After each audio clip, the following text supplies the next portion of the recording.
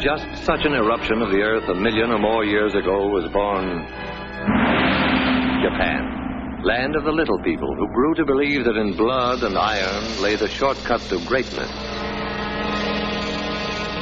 Land of philosophies and religions stranger than their names, like bushido, the medieval code of slicing a victim with a samurai sword.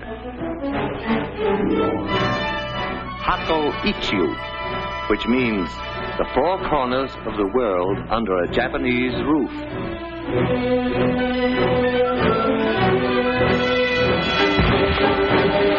And Shinto, which assures its people that the answer to all things comes from the skies.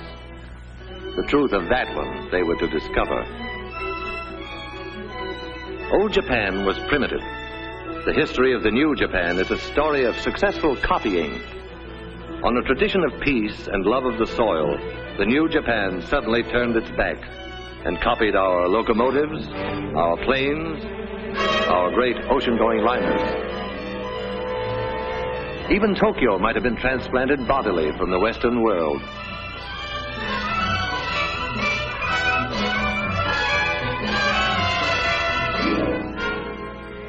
Japan's plans for world conquest were financed by the fine thread of an industrious caterpillar, woven into silk and stamped "Made in Japan" for its English-speaking customers.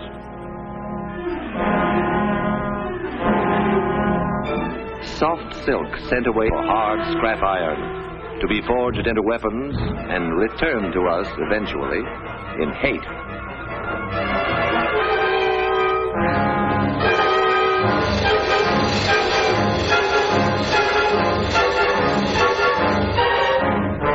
Made in Japan became a sentence of death.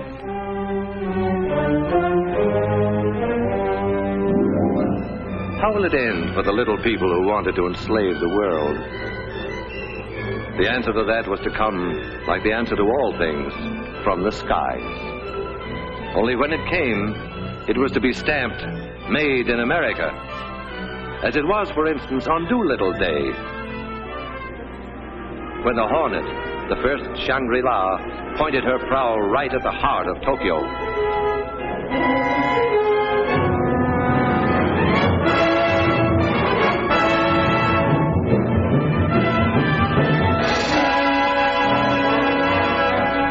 This was the first brief answer to Japan that came from the skies. It was not to be the last. General Doolittle vowed, "We're going back to Tokyo, and we shall go in full array and with mighty allies." A weapon was ready.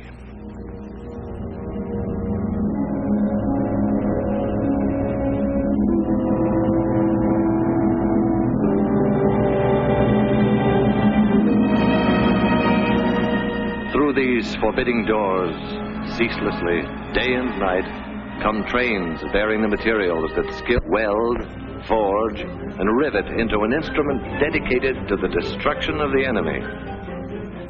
This is only one of many plants that one day appeared where just the day before, it seemed, was pasture land, or the place where they were building washing machines.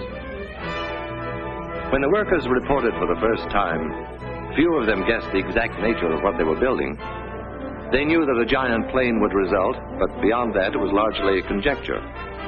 But then the day came, inevitably, when the pieces of their jigsaw began to fit together.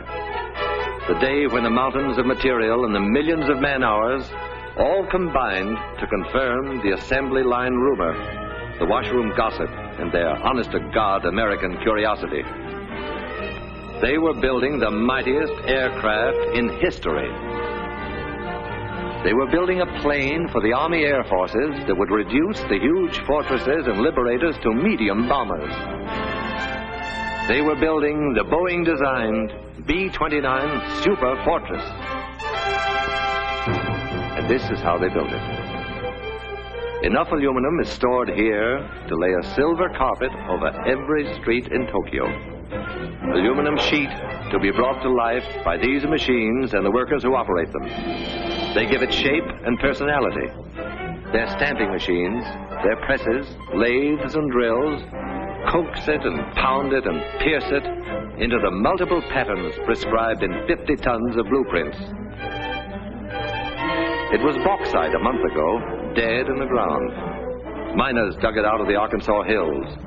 And then in some distant factory, bauxite came in at one end, an aluminum sheet rolled out the other. One day from now, in the stratosphere above the clouds, it will mirror the sun. In a month, out of the ground and into the sky. These will be the wings to take it there.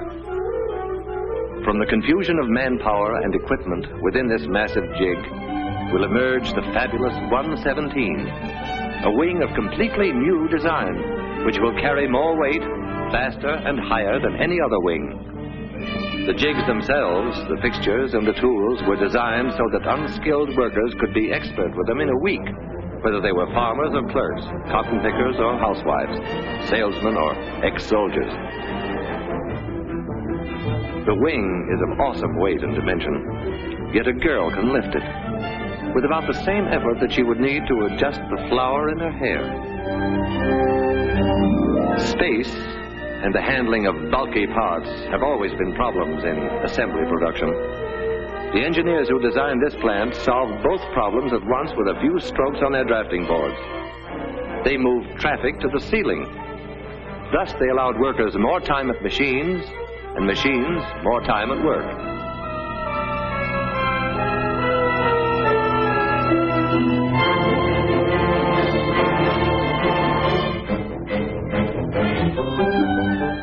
Here is the wing in a more advanced stage. If the workers imagined for a moment that they were in a shipyard, it would be understandable. The Mayflower was shorter from stem to stern than each of these wings from tip to tip. All the pilgrims who landed at Plymouth Rock could curl up within the gasoline compartments in the wing and sleep no less comfortably than on their long Atlantic crossing. Each of these nacelles will encase an engine of 2,200 horsepower, 4 of them harnessed to one Superfortress, 8,800 horsepower. What does that mean? Horsepower means more than 300 miles an hour. Horsepower means flying high enough to see all the New England states at once. Horsepower means victory in the air. When these skeleton nose sections are enclosed in aluminum and glass, they will be the most comfortable cockpits a bomber ever had. The windows cannot cloud or frost. The pilot's instrument panel is less complex than the dashboard of an automobile. Soundproofing allows talk without the interphone. And because the entire compartment is a pressurized tank, the air remains practically constant from prairie level to the rarefied atmosphere over the Himalayas. Back of the control cabin is the huge center section. Here the wings will be set. Here the bomb bays will hold the greatest weight of death ever lifted into the skies. Toward the tail, another big pressurized chamber will house the rest of the crew, except the rear gunner, who has a cabin to himself. If in some stratospheric emergency a crew member must travel between front and rear pressurized compartments, he can slither through this connecting tunnel. An armor glass observation blister. Durable, crystal clear, eyes of every Superfortress.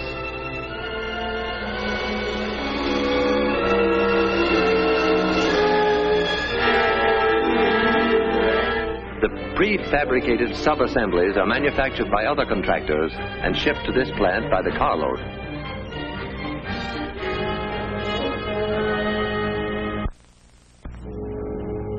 What has been shown here is being duplicated in plants all across the country.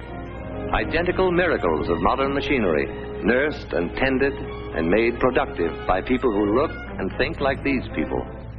The fair, the dark, people with deft hands and unblinking eyes, the strong with their willing muscles, and those less strong but as willing, the braided schoolgirls, the white-haired grandmothers, the old young, the young old, the little ones and the less little ones, working together in intimate harmony. Their product, death. Their goal, peace. These workers are the lucky ones who see the finished product of their labor roll off the line. Every hour of every day, they are witness to this awe-inspiring ceremony. This tremendous wedding of material and man-hours, this climax in the history of man's conquest of the air.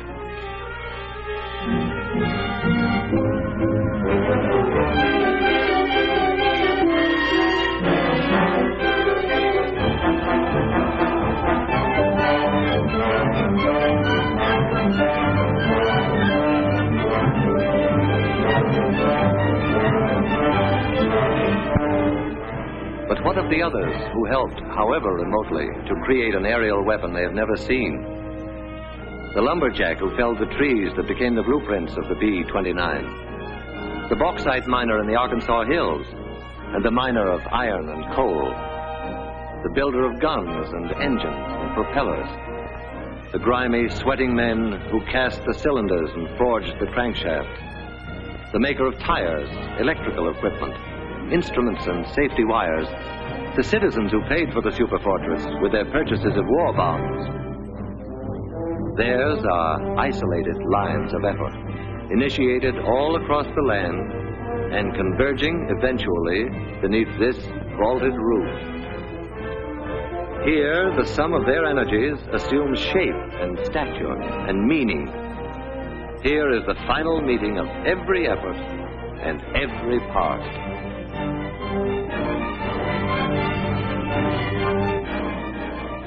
A bold insignia will proclaim to the enemy that this is the proud new weapon of the United States Army Air Forces.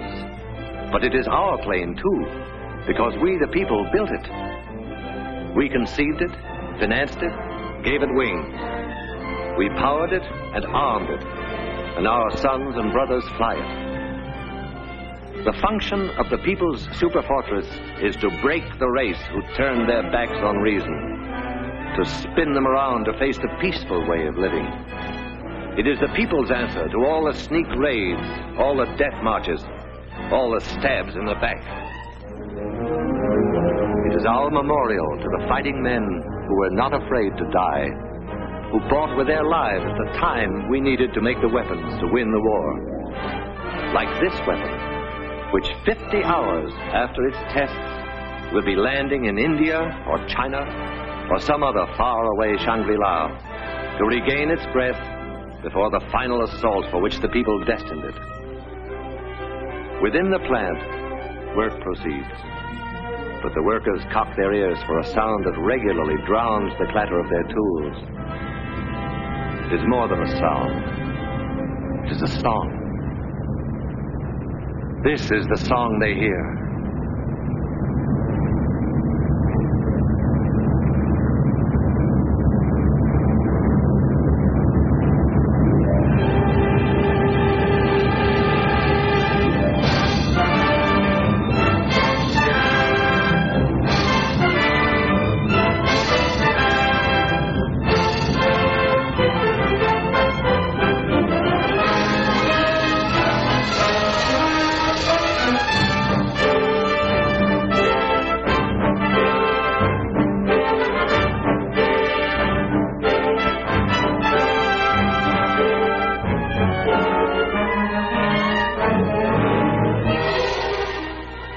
The story begins in 1939, when the far-sighted Army Air Forces said, "We want a plane for our defense that can fly a bomb load thousands of miles out to sea and return."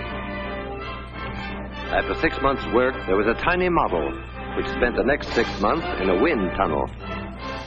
And then there was a full-scale model which was subjected to every punishment man could devise for it. Only after a year of such tests did the Air Forces let contracts for planes that would be built to fight. The B-25 Mitchell is a big, strapping bomber, 67 feet across the wings, but it could reach Japan only if it took off from an aircraft carrier. Much bigger is the famed B-29 Fortress. 104 feet from wingtip to wingtip, it has ranged 1,400 miles over Japan's island conquests. but it cannot reach Japan itself from any base we now hold. The Superfortress, wingspan 141 feet, longer than the Wrights' first flight through the air at Kitty Hawk. Range, altitude, and bomb load, secret, though the Air Forces do say of them laconically. Very long, very high, and very large. Because it is a global bomber, around it has been built an entire new Air Force, the 20th. The 20th War Theater is the world itself. Its operations room is the war room of the Chiefs of Staff in Washington. Its planes will be treated as a major task force, in the same manner as a naval task force is directed against a specific objective. Watch it come in for a landing. A revolutionary set of flaps that constitutes nearly 1/5 of the wing area gives the ship a low landing speed and a shorter landing run than many a plane half its size. All this great weight of Superfortress is supported by a tricycle gear whose tires require less pressure than a child's bicycle.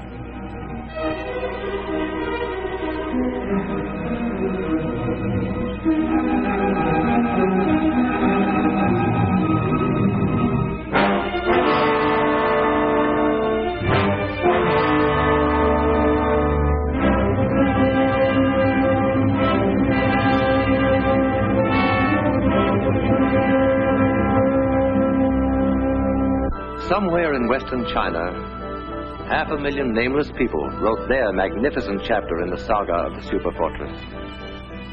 2,000 years after their ancestors built the Great Wall for the defense of China, these farmers transformed saturated rice paddies into airfields for offense against a new invader.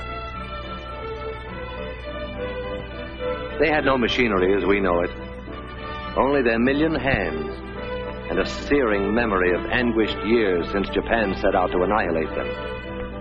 Stone by stone, layer after layer, bound together not just with muddy water, but with the blood of their brothers who died under the samurai's sword. And soon there were runways to bear the weight of a whole fleet of superfortresses. Revenge for the nameless people was close at hand.